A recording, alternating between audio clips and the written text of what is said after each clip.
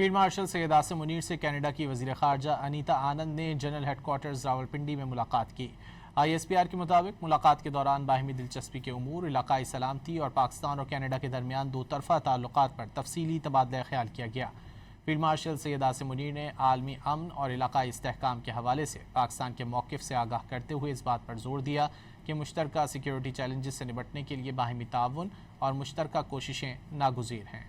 Field marshal Syed Asim Munir से Canada की वज़ीर ख़ारजा अनीता आनंद ने जनरल हेडक्वार्टर्स रावलपिंडी में मुलाकात की। ISPR के मुताबिक मुलाकात के दौरान बाहिमी दिलचस्पी के उमूर, इलाकाई सलामती और पाकिस्तान और कनाडा के दरमियान दो तरफ़ा ताल्लुकात पर तफसीली तबादला ख्याल किया गया।